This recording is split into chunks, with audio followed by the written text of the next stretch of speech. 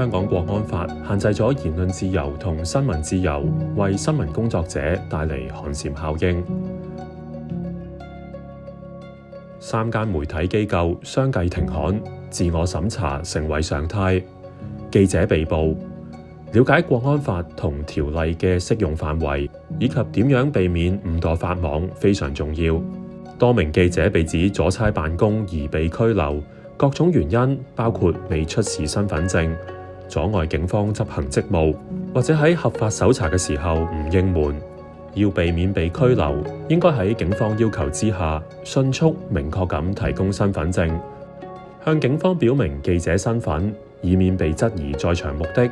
若被要求離開、停止攝錄或者拍照，應該向對方詢問依據，只要唔妨礙警方，你有權喺公眾地方拍攝。請唔好刪除媒體內容，或者俾警員查閱你嘅設備。如果正式被捕，警方先能夠扣押你嘅個人物品。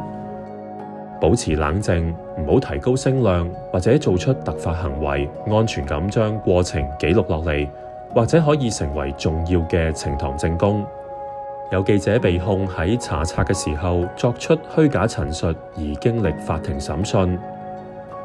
向政府申請查閱資料嘅時候，應該誠實咁說明你嘅目的。如果有需要書面回覆，請表明記者身份，交代報道嘅內容，點解涉及公眾利益，以及需要該資料嘅原因，亦都可以解釋點解冇辦法喺其他途徑獲取相關資料，並且表明會妥善保存，喺唔再需要嘅時候將會刪除一切資料。某一啲政府部門或者會訂明查冊嘅指定用途。遇到呢一種情況，請慎重選擇新聞報導係屬於邊一種用途。如果有不確定之處，先嘗試提交書面申請，說明查冊嘅目的係新聞報導。喺香港當前形勢之下，保護你嘅消息來源同埋新聞材料攸關重要。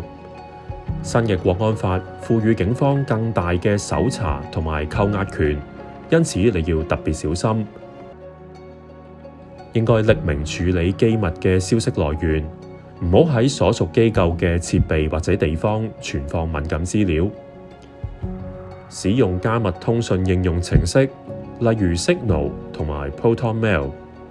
使用複雜嘅密碼，並且停用手機嘅指紋同埋面部解鎖功能。